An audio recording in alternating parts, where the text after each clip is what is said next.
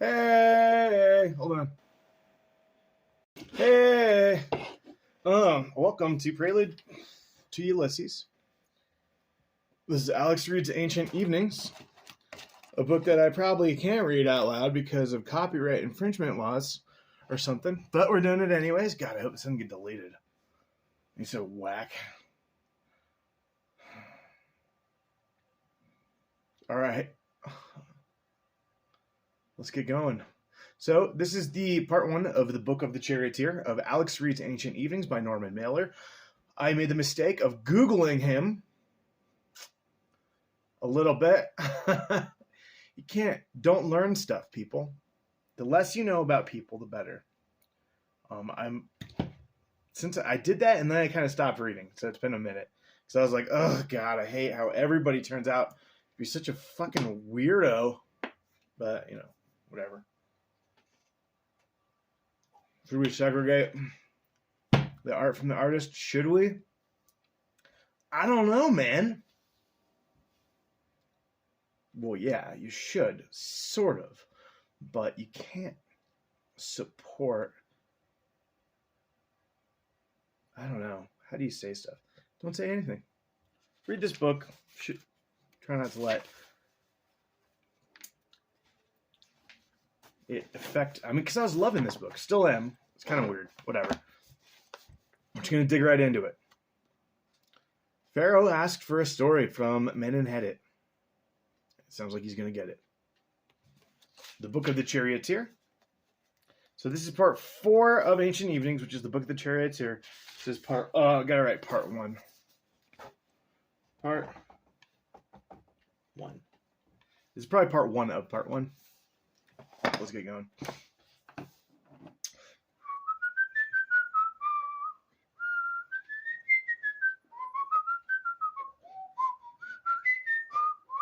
Okay, let's go. 1. My mother greeted Ta-Nem-Otep with relief enough to suppose he had just escaped the serpents of the sea. She even clapped her hands with pleasure when told that my great-grandfather had agreed to speak of his deeds in the service of Ramses II. Although I do not believe she would have welcomed this if she knew how long the account might take. But since she did not, she sat up on the couch and, like a girl, held her chin in her hand.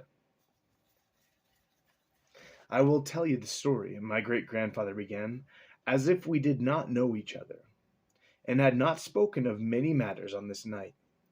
In that manner, what I say will have the simplicity of my thoughts in my first life, and so we may come to look with the same eyes upon all that happened to me. That would be equal, Ta-Nem-Otep replied, to offering your wisdom itself. Wisdom in that life was more like strength, my great-grandfather began. I was the poorest of the poorest. I was born of the poorest people, and yet became the first charioteer of Ramses II, and even lived next to him in the worst hours of Kadesh. He stopped and looked about him, as if the difficulty of embarking on such a long tale weighed upon him like a stone he was not yet ready to bear. He felt obliged to say, indeed, those exploits are inscribed on the temple walls at Abu Simbel, at the Ramesseum of Thebes, and at Karnak, also at Abydos, although not all that there is correct, and certainly not the spelling of my name. Ramses II had a voice to ring in your ear, and so his scribes cut my name into the stone as many, M-E-N-N-I, not many, M-E-N-I. Yes, said Ta-Nem-Otep, I have visited the wall at Abu Simbel, where it is told how the pharaoh was separated from his troops by the Hittites. It says that you were seized by terror. When I close my eyes, I can still see the inscription. The light is clear on it, and the shadows are strong. You said, let us save our lives. Then below, it is written that Ramses Mi-Amon, M-I-A-M-O-N, replied, take courage, many. Strengthen your heart. I will go among them like the hawk on his prey. I will lay them in the dust.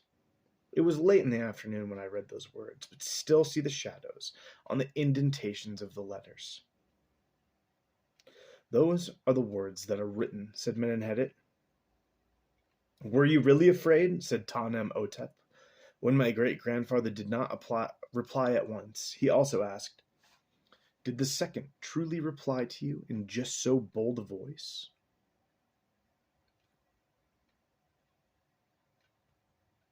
I was afraid, said Menenhedet. But I would also say there was a moment when Ramses Mi-Ammon knew fear. Yet he was the first to be brave. That enabled me to be brave. You were braver than is recorded, you say, and he was less brave. Can that be true? I would never say that he was not brave.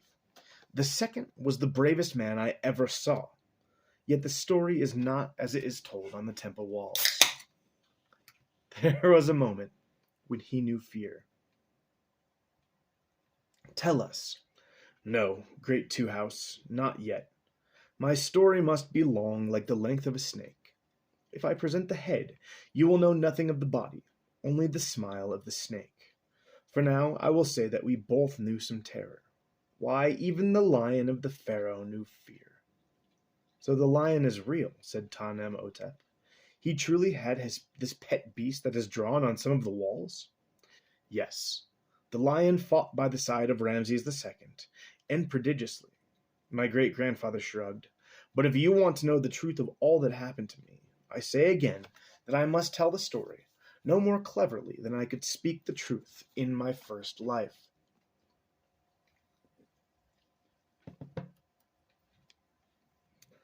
Why? As slowly as you wish, said the pharaoh, and inclined his hand most graciously. So my great-grandfather was ready once more to commence, and if we wish to understand what he meant by saying that he would tell the story very slowly, I came to see that silence was a large part of what he would offer. He did not speak for a while, commencing once, then ceasing, and in the pause issuing a sigh. I must, he said at last, go back to what was there before I began. Begin to what was there before I began.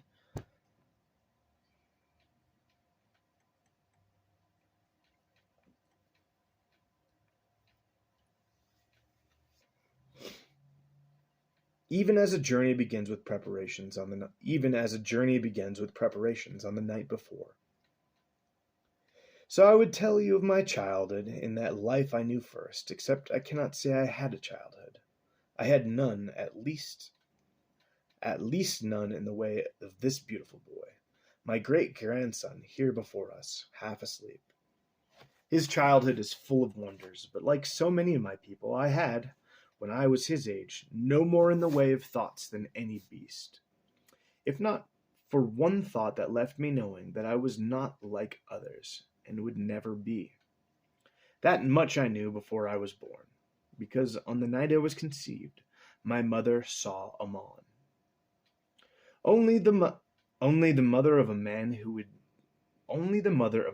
will yet be pharaoh can see Ammon on such a night.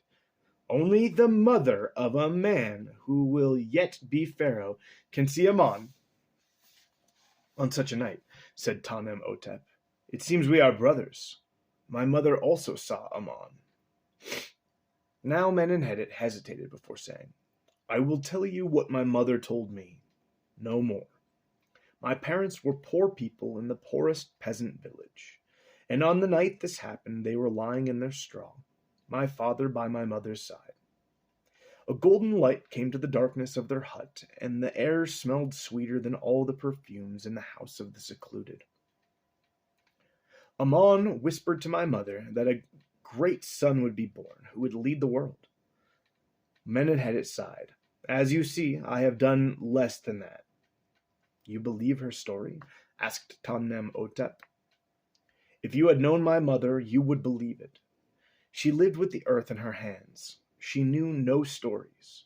She told me once, and that was enough. When I grew up, we never spoke unless we had something to say. Therefore, you would never forget what you were told. Our minds were like a stone, and each word was scratched upon it. And by this one remark, said Ta-Nem-Otep, I understand my peasants more closely.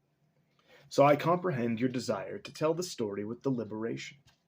I would even say I am prepared to listen with the same repose I might give to watching the river as it drifts by. Your ear, said Menenhedet, has divined my next words, for I wish to speak of our Nile. It was always in my thoughts and passed through me on every breath. I was born, I may say, at the height of our flood and at the end of our first life, to come on a night when the river had just receded from its highest mark. The last sound I heard was of its waters.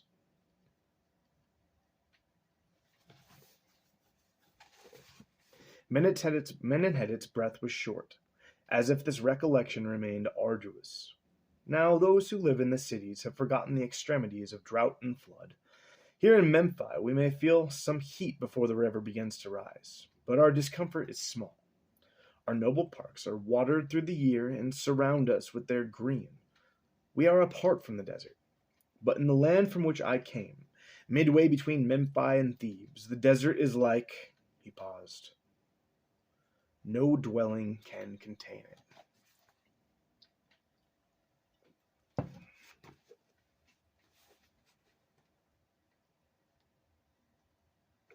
I noticed that my great-grandfather's voice, which had most certainly put away its customary edge of mockery, now altered even more, and was outright solemn. But then, no dwelling can contain it, was an expression used by field workers when they did not dare to speak directly of a ghost, which I happened to know, because my mother had told me just 2 days ago, full of her rich laugh at the cautions of country people. But then I also noticed that my great-grandfather, having passed through this change of manner, was considerably less like a lord to us now, and more like a dignified man of the people. Even a village mayor of the sort he would scorn. And I noticed how he only employed words appropriate to a simple man. Before I tell of my military career, he said, which began at the age of 15, when I was plucked up from my village like a weed from the river bank, I must inform you first of how we lived and the knowledge we had of the river, how it would rise and fall, how that was all we knew. It was all of our lives. I grew up by its laws. Here, in the cities, we speak of whether the flood will be a good height for the crops, and we celebrate our greatest festivals to the rise of our river. We praise it, we think we know it, but that is not like being born to the sound of it, and fearing the river when it rises. So let me try to tell you, and I will speak as if you had never seen it. For, in truth, to know its anger is like sleeping with your hand on the belly of a lion. I saw my mother give one small look at my father, as if to say, I hope he knows enough to amuse our pharaoh. Ta-Nem-Otep, however, nodded. Yes, let me hear of our great stream in such a way. I find that as you speak of matters familiar to me, I come to know them again, and they are of a different interest. Menenhedet nodded. During my boyhood, the air in my country, when the Nile was low, became as dry as wood fire. You must think of how dry was that air. We know nothing like it here, or at Thebes. But in my country, which is between, the fields dried fast after the harvest, and almost immediately the earth turned old and began to wrinkle. A thin crack, which in the morning was too small for your big toe, was wide enough by the same night to break a cow's ankle. We lived in our huts and watched our cracks widen, and as they did, those cracks moved towards us across the fields. Each day sand filled them more. The desert was nearer to our scorched meadows. Then there came a day when the sand surrounded us, and the leaves hung like dead fingers from the trees. The smallest wind blew, a fine dust over our houses and our tables, and we breathed it in our straw when we slept. Searching over the stubble, our cattle walked with their tongues out. You could hear them cry, "I am thirsty, oh, I am suffering from thirst." We were thirstier. We had worked in the ditches, and even the children, trying to clean out the bottoms of our narrow canals before the flood, repairing the dikes, smoothing their top for our carts, restoring the walls of our basins. Every last one of us working while the river was low. And at night when we rested, too tired to play, you could walk from one island of reeds to another. Every kind of dead rodent was to be found in the silt of our canals. And up and down the river came the sounds of neighboring villages at the same work, all of us filling sledges with silt that our oxen would haul to the dikes, and we would pack it with straw and lay such bricks on the embankments. I tell you, an awful stink was on the land then. Everything dried with the leathery, mean stench of old people. A stinginess is in such corruption. I tell you, an awful stink was in the land then. Everything dried with the leathery, mean stench of old people. A stinginess is in such corruption. A urine, and it takes forever. Those hard odors used to go right up the nose and live under your eyes with the dust and the heat. They said that to breathe such a smell could cause blindness, and I know my eyes would pucker. I still remember the bones of one dead fish on the riverbank by a tongue of sand. Each night the crocodile who lived nearby must have blazed on it with his breath. For there was one less fish each day.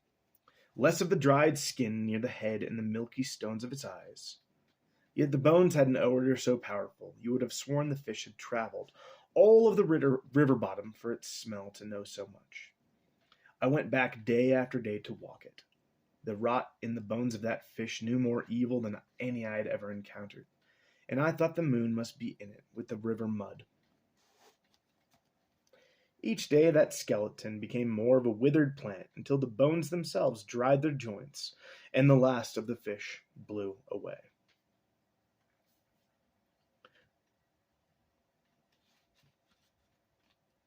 That was when we felt the first moisture pass through the air. The wind came upriver from the delta, past Memphis, and onto us. The sluggish green of the Nile, which had been like a soup thickening on the fire, began to ripple. And we used to say that crocodile, as long as the river were stirring beneath. You could not see his skin, but the surface of the water was sliding about, and everything that had died in the dry heat lay in a scum on the top. Before our eyes, the river began to fester. Carcasses and dead fish and dry vegetation floated up on the heavy skin of the new green Nile. And the air turned hot and wet. Then the new Nile came over the spits and tongues in the middle of the channel, and the river washed over the islands of reeds. Our sky was as full of birds as a field with flowers. They flew downstream with the rise, leaving each island of reeds as it went under, going down to the island still uncovered by these early waters, then on again, passing over our heads with a rush of wings louder than any current. Myriads of birds. Each morning the water was higher than the day before, and the older men in the village began to measure their sticks. Although word always came from up the river that we would be higher this year, or lower, some of the old men claimed they could predict the rise by the color of the stream. As the river came up, so its surface changed into many restless waves, and you could hear the rush in the night, as if these new waters were not one throat, but an army. When the color changed from green to the red we see each year in Memphis, we used to say it was heated by the flames of the duad, and the dates in the palm trees turned red as red water went by.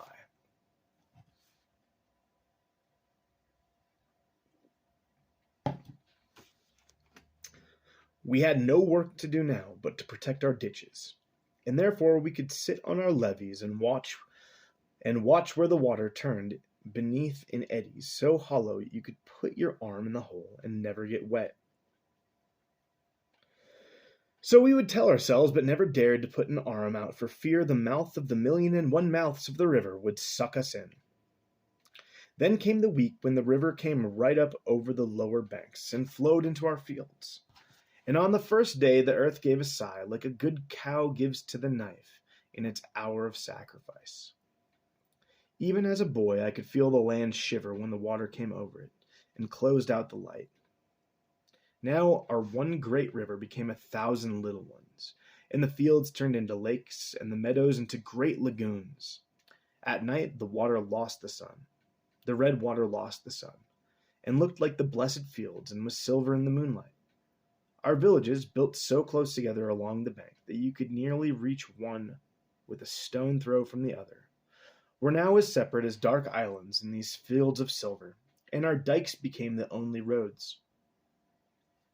We would walk along the top and admire the basins below, which we called our rooms, our room of the upper field and our room of the little valley.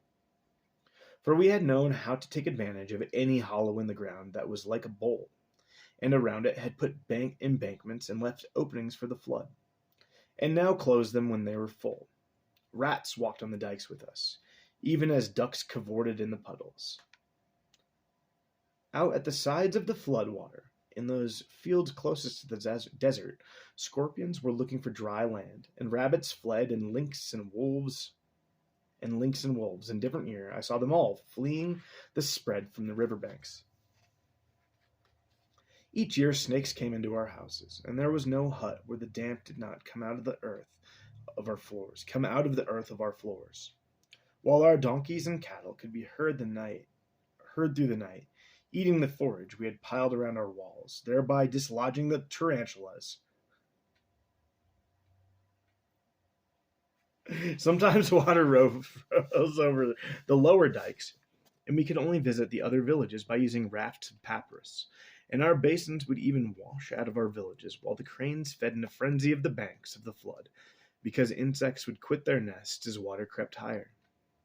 Then there always came one hot morning, more damp, more heavy, and hotter than any that had gone before, when the water in the fields came to rest, breathed up, left a line of silt, breathed up again, and did not pass the line, but touched it, and did not touch it on the next breath, and the ripples lay in a calm. The wind ceased, and the Nile stopped rising. That was the day when you can hear a cry go up from us in the mud on the edge of those fields. And on such hot mornings, the light came back to us from the hills and the horizon. The water was as placid as the sleep of the moon when the sun is high, men at its side. That was how my childhood passed, and I do not remember any other life than working by the banks of the water, nor do I know how often I thought of what my mother had told me about Ammon.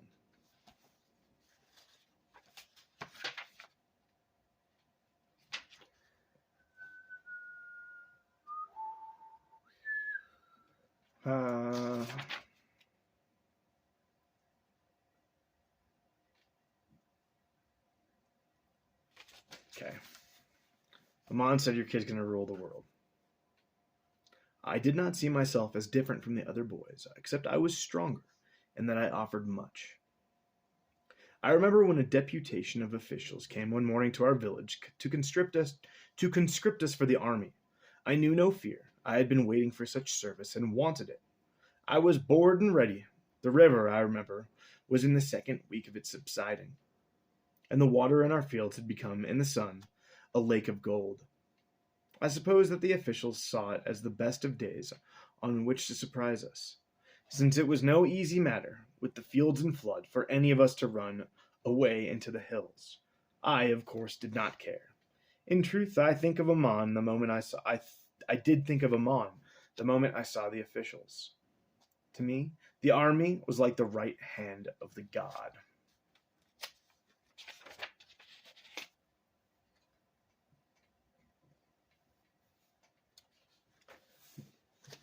So far, he's all like, all right, I'll tell you the story, but I'm going to kind of talk down to you. And his mom, his great-grandfather's all like, Menenhedit I's granddaughter and Menka's mom seems excited, like she'd never heard this story before, but she doesn't know how long it's going to go. So first of all, he's like, all right, I'm going to kind of talk down to you just because that's how I thought back in the day. And I have to revert my brain back into this mindset of my first life. And he says his mom told him about how he was perhaps a divine birth, sort of. And the Pharaoh's like, cool, man, me too. And then he kind of talks about how his whole childhood, if anything, was a relationship with the river and how well he knew what was coming and what was going. And then something about how, I don't know, at some, like, the river fills with death and birds and then it floods and whatever. Okay. And that was how he gauged every moment. All year was how he weighed it by the water. He weighed it by the height of the Nile. To me, the army was like the right arm of the god. I did not know it, said my great-grandfather, but I was waiting for my career to begin. I laughed at our village mayor when he trembled in his place between two bailiffs, each beside him with a heavy stick. As our names were read, we would lift an arm out and call, "Ho!" to show that we were present. But twice there was no answer. 2 boys had run off. The bailiffs, at a sign from the Pharaoh's officer, beat the mayor until he was groaning on the ground, and many of us snickered. That mayor had punished us often enough that we did not mind to see him suffer.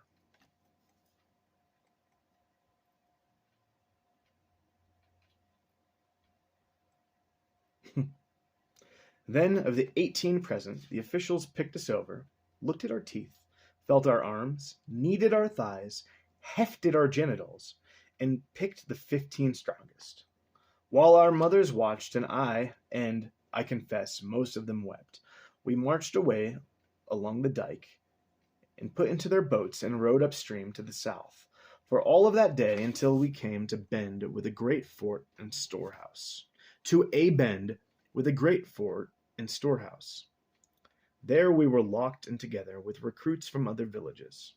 And that night the bakers in the compound gave us round, hard black bread. Round, hard black bread.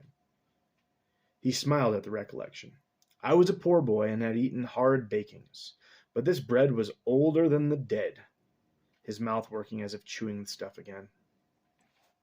To the fort, Menenhedit said, other recruits came, and we were taught to march, and to wrestle, and to use swords. Mine, good and great God, was the stroke that the strongest foot from overhead. Mine, good and great God, was the stroke that was strongest from overhead. And I smashed 5 shields in such training. They taught us much on the art of the shield, for we had large ones then, larger than we use today, and it could cover a man from his eyes to his knees. Yet it was poor protection at best, for unlike your small shields with their many metal plates, ours, given their big wood frame and their leather, were so heavy that they only held 1 disc of metal no larger than our face. And it was set in position to protect our arm where it held the shield.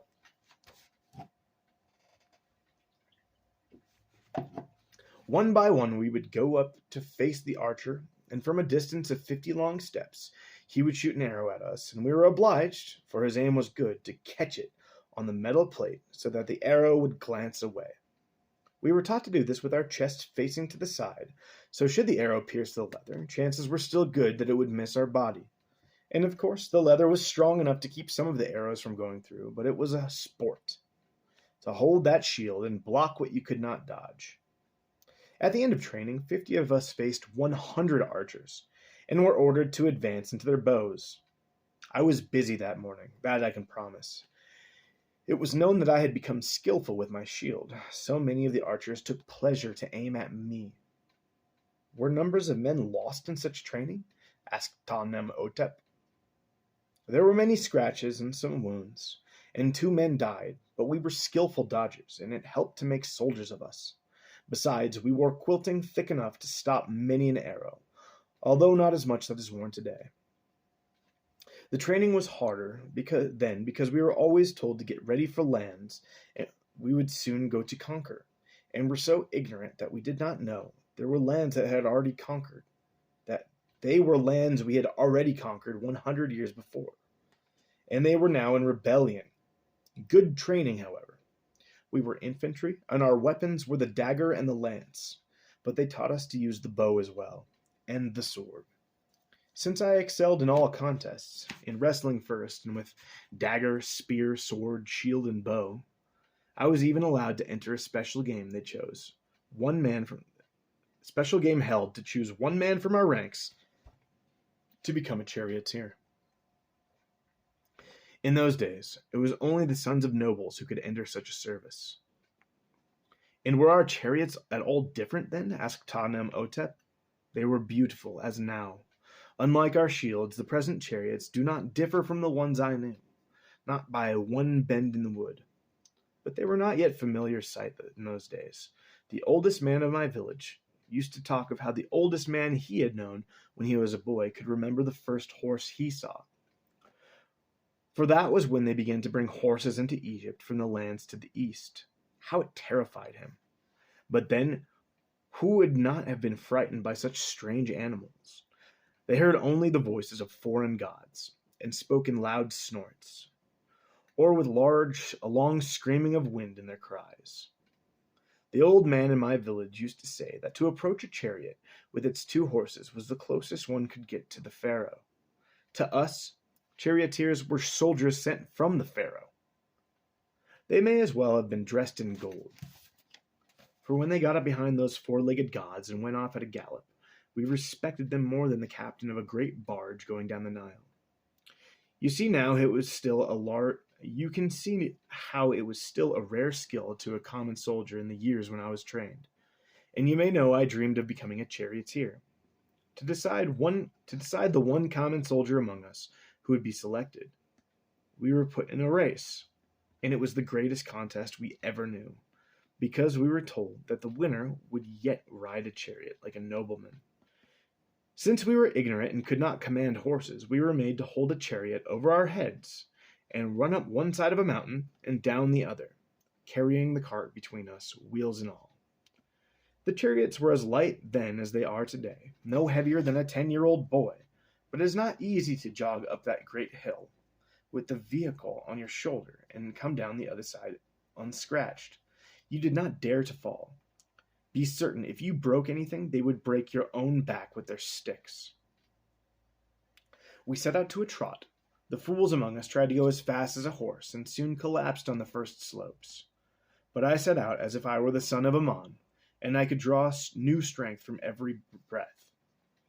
I stepped along as if Nut fed my nose, and Geb at my feet, while Mott took care of the nausea in my stomach, by instructing me not to go faster until I could find a balance between the utmost effort of my body and the demons in my lungs. Still, the earth turned blue, and the sky was as orange as the sun, and sometimes became black to me. Then the sands of the desert also turned black, and the sky became white. The rocks of the mountain, as I went up step by step, were no longer rocks to me, but fierce dogs with open teeth, and some rocks were beasts as large as wild boars. One great stone was a hippopotamus to me, and my heart was before my eyes as I came over the summit, and I thought I would die. But I was over the top, and still ahead of everyone else. On the trip down, another soldier came near to passing me, for his legs were long. He took great bounds and came closer, and my perspiration was cold. I shivered in the heat, and the chariot weighed on my shoulders like a lion. I swear it had claws that tore into my back. Some of my strength was returning, however, and my breath with it. I even saw the sky and earth as they were supposed to be. But the spear remained in my chest, and the crown of pain around my head. I knew I could not hold off the other fellow unless I tricked him. He was long and thin, and built to make this kind of race. But I knew he was vain. So I summoned the last of my legs, and leaped with one great bound after another down 10 rocks in a row. He was right behind me, and would soon have passed, for I had nothing left after those 10 leaps. But he could not bear the audacity of such long leaps. He must be more daring than me, so he tried to better what I had done, and fell, and cracked his chariot. I came down the last slope of the hill by myself.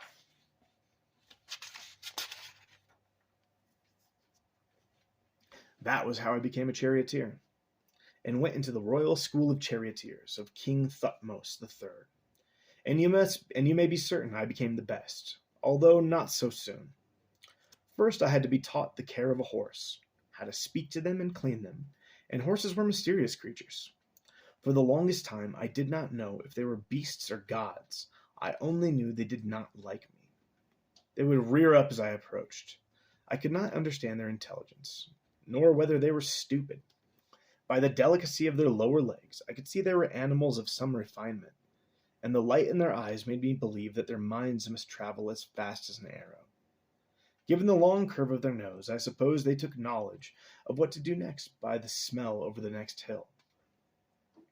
By what they could smell over the next hill. Yet by their teeth they were flat and stubborn. So I did not understand them. But then I was a village boy. Although I did not know it, I was like a horse myself. I did not think, and could barely obey strange commands.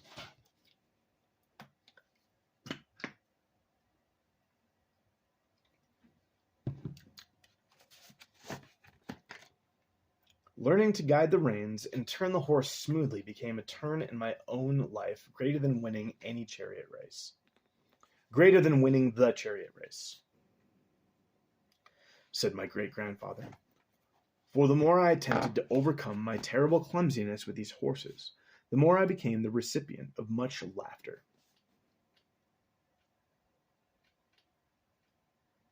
The noblemen's sons, among whom I now found myself, were born graceful, I used to think, and still do, as I witnessed the beauties of my beloved great-grandson, Menenhedit II, which he said with a little nod in my direction.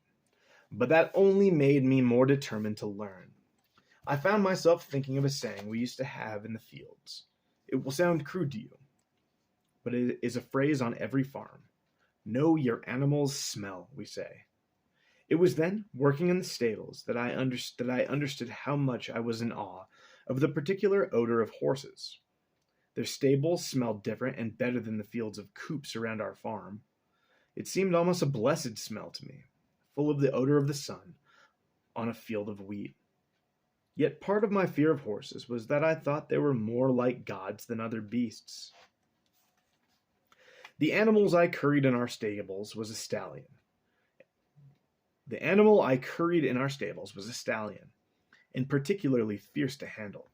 Yet the scent of his hide on my finger proved sweet and friendly, like the odor of the first village girl to whom I made love. She had smelled more of the earth than of the river, and most of all she smelled of wheat fields, and her own good sweat, strong as a horse. So I had the thought, with such a smell in my hands, that horses were not gods, but rather might be like men or women who had died, and come back as horses. So far as I knew, no one had ever had a thought like that before, and I was sure it was blasphemous. Yet, fortified by the smell of that stallion's soul, as I sniffed it clearly through all the mash of grain and straw, I could feel near to somebody who lived in my horse, whoever it was, that might be a little like the girl to whom I had made love. That morning, I began to change the way in which I spoke to the horse. I no longer tried to placate the animal, nor pray to the God in him, and this saved much trouble. For how did one offer prayers to a strange god? On the other hand, I no longer tried to beat this horse like a beast. Not often, no, now I thought rather of the man who was in the animal, and comprehended that the stallion was envious of me. I spoke and walked upright as he once had done, so I could feel how a punishment had been visited upon such a strong soul.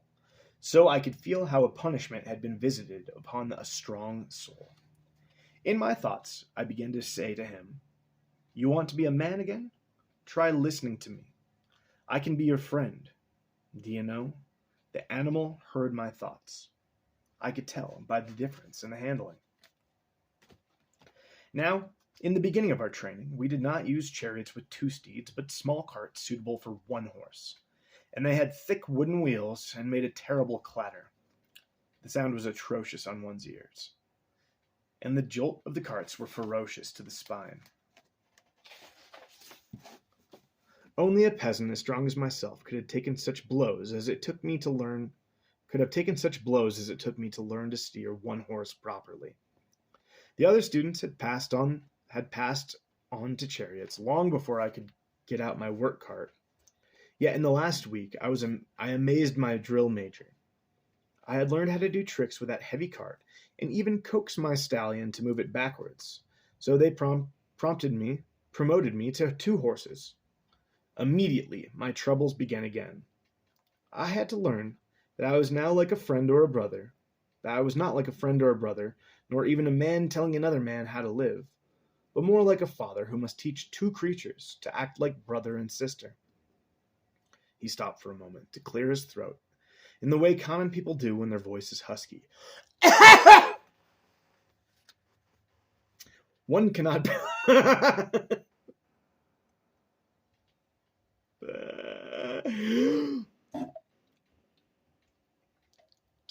One cannot build a chair without a saw to cut the wood. One needs one's tool, and I had it now. I lived with these horses and spoke to them with my voice, and sometimes with my thoughts, and I taught them how to move together. There came a day when I could direct my chariot through turns others found hard to follow, and now I no longer needed to speak to my horses.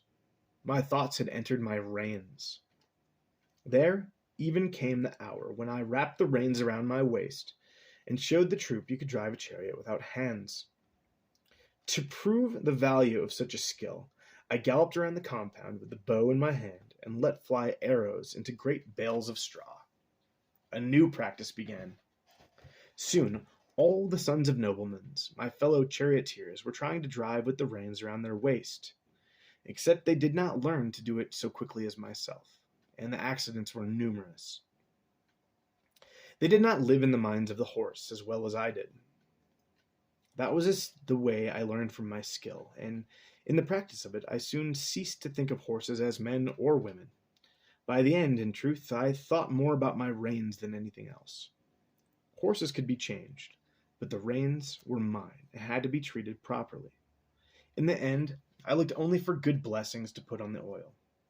My reins grew so wise that I had no more to do than to drop them lightly on a horse's back, and the animal was listening to me.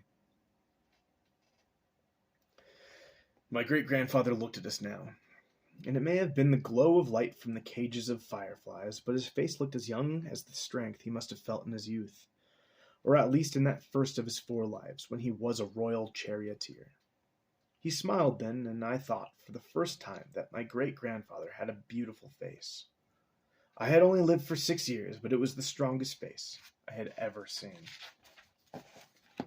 "Shall we proceed," he asked the pharaoh, "to the battle of Kadesh?" "No," said Tamem-Otep in a light and much pleased voice. "I confess I now want to hear more of your early adventures in the army. Did it all go so well?" "It went poorly for longer than you would think. I was still ignorant of envy. I could not keep my mouth shut. So I told everyone in my troop how I would become the first charioteer to His Majesty. I had not as yet learned how one's advancement into high places owes much to the ability to conceal your ability.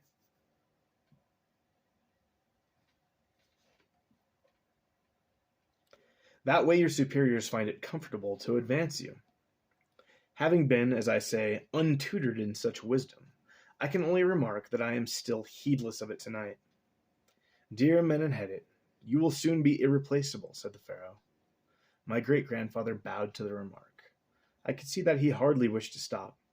"In those days," he said, "I used to dream of great conquests in foreign lands, and had hoped our success would be due to me. For if a driver could be taught to guide a vehicle with the reins lashed to the waist, then he might also hold a bow, and each of our chariots would ride into battle with 2 archers. We would be twice as strong as our enemies who rode with 1 driver and 1 archer, or, as in the case of the Hittites, given their heavy 3-man chariots, a driver, an archer, and a man with a spear.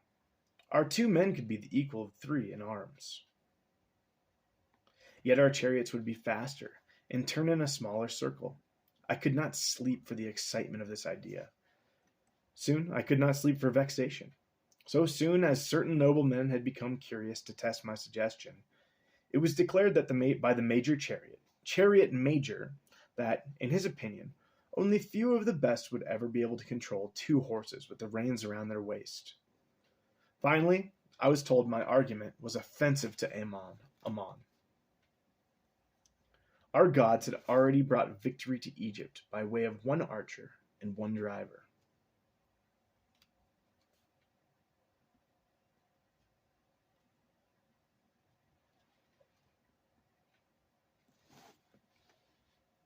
Our God had already been brought to victory by Egypt by way brought victory to Egypt by way of one archer and one driver.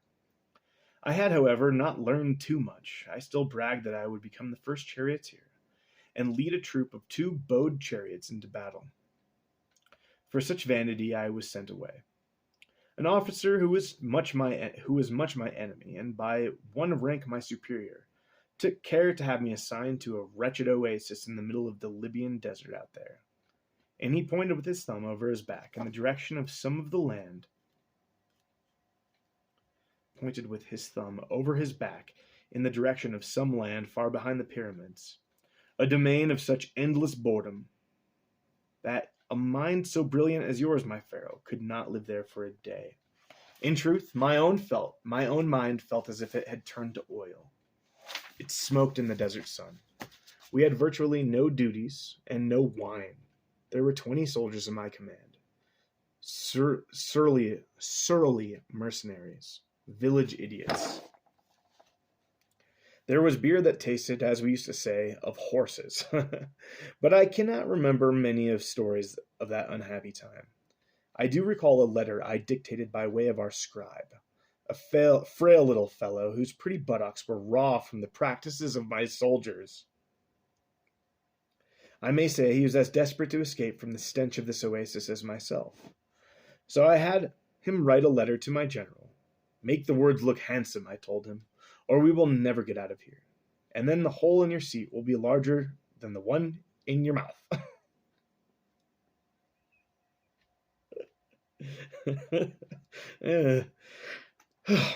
My scribe giggled at that. He was not altogether miserable with such a use of him. But then he saw the look in my eye, and it said, "Get me out of Teben Shanash." That was the name of this oasis, and well named, a perfect circle of stench. The odor surrounded our tents. We had, may I say, no huts. There was not any straw to make bricks. The flies were intolerable.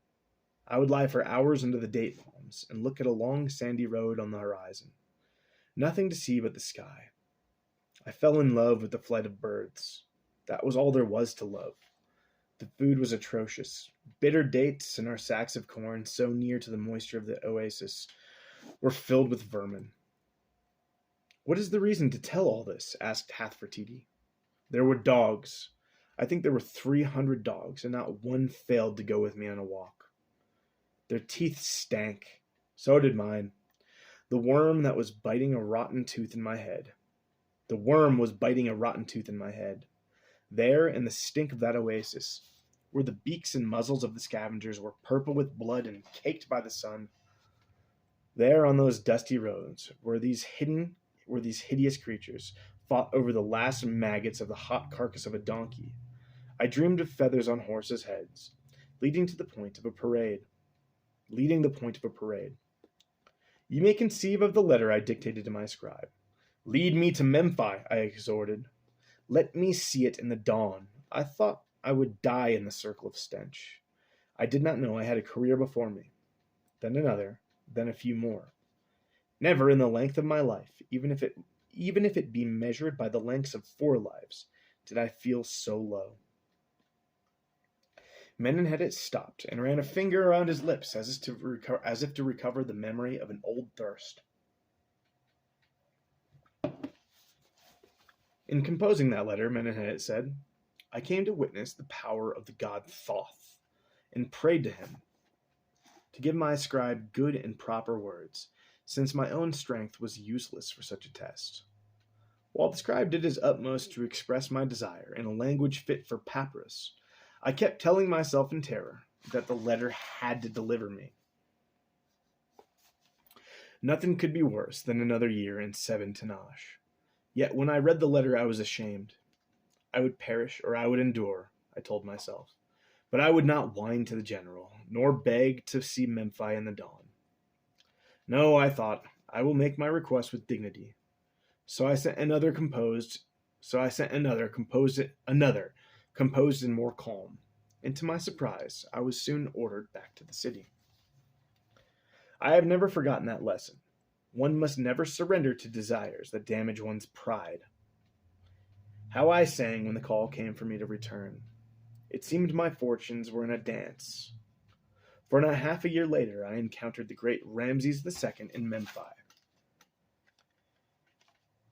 He was on a visit from Thebes.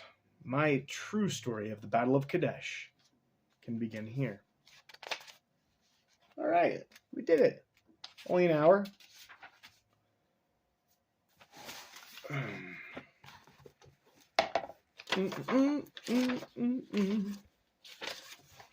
At this point in this reading, I kind of wish I hadn't given Menenhedit a specific voice, which is Mr. C from season 3 of Twin Peaks. Yes, I think that will work out well. That's what my goal was. But now this whole part's going to be in that voice. So we're going to kind of abandon it. I kind of wasn't doing so good anyways in the last couple books.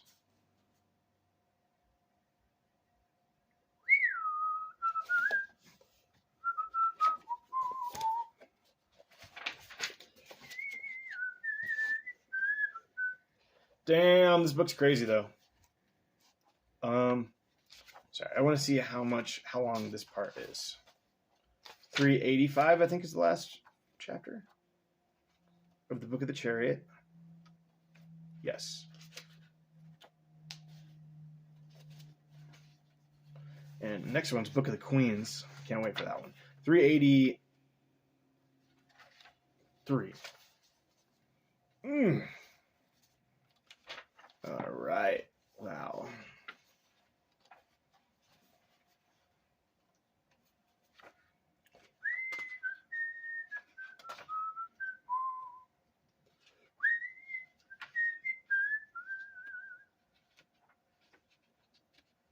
I feel like that was one of the better ones I read. Okay, another 14 chapters in this one. All right, so let's go through it. So Menenhedit is like, I'm going to tell you a story, but in order to tell you the story of the Battle of Kadesh, I need to kind of explain the type of guy I was. Because this was 3 lifetimes ago, in fact, in the beginning of that one. So, he was raised to understand the passing of a year by the height of the Nile. And that was important to him. Because it connects him now the celestial year, or the cosmic year of the Earth spinning, but with the earthy year of the rise of the tides. Is that what he's meant? I don't really know. Maybe. And then he got called into the army, and he was like good at the army. He's like, boom, boom, boom, boom. He's good at shit. People are like, oh, this guy's good at armying. Let's shoot him with arrows even more than the other people as training. And he's like, yeah, man. And he broke a bunch of shields and shit because he's dope like that. He had good strength. You'd have been a good hammerer, which is a skill in these days, to hammer stuff. It's really good at amusement parks. You can impress people with your hammering abilities. Got distracted. Oh, and there was although most charioteers were noblemen's kids or whatever, because they had already started the practice of riding horses or whatever, I would assume that being an archer is more of a rich guy's sport back in the day. Probably because they're more fine-tuned, right? You have to get string. String's probably expensive, especially a taut string that might break and you need to get new ones. It's like golf these days. But he ended up being pretty good at the charioteering. He won, they kind of offered some contest. Who can charioteer? You have to carry it, and he did it better. He's strong, and he tricked this guy by jumping around. He tricked this guy by pursuing he knew his ego would not let a guy with shorter legs jump bigger than him. So that happened, and he starts to get closer with the horses and starts to think like a horse, or as if not so much as a horse as a beast or a god, but more somewhere in between, which is good because nothing is a beast and nothing is a god, I guess. What's a beast? I don't know. A bear? I don't think so. They're just little cuties trying to stay alive, aren't they? Doesn't matter. And he's good at that, and he kind of perfects a way of charioteering where he ties the reins to his waist. And he's better at it than everybody because that's who he is. Everybody claps. And he's kind of got this thought that he could do better, that wars would be won because of his tying his reins to his waist thing, because all of their chariots would be lighter than the others, and the driver in itself could be an archer, which is true and it's cool, but he had too big of an ego.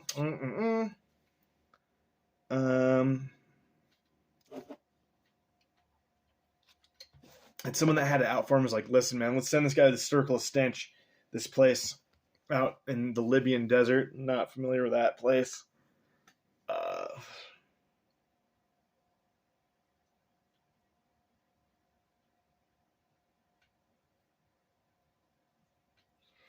And it sucks out there. It's gross. He loved the birds, though. He could really trying to understand the sky because that was the only thing that was there. But everything was disgusting. Everything was weird and wet, and stuff was gross and shit. So he wrote a letter with the help of his, I guess, super raped buddy, or maybe not so raped. I don't know. He indicates that the guy enjoyed it. But he found it to be too saucy, too poncy to send to his general, not to beg to leave, and instead sent up some more straightforward, emotionless, he doesn't go into describe what that means, letter to his general requesting that he be returned to the city, and soon after found that the general supported this thought and returned to the city, and he was all pumped about that. Whether he brought his little buddy who wrote notes nice came with him doesn't say. And he says, I've never forgotten the lesson, but he didn't try the other way, so who knows? Maybe the general is going to take him back no matter what he sent, but whatever. So, and then he says, in about 6 months beyond that point, I actually met Ramses II in Memphis, and that's kind of where the Battle of Kadesh, the story of it, truly begins. Perfect. I was putting off reading that one because I thought it would take over an hour to do that. Luckily, it didn't. Bye.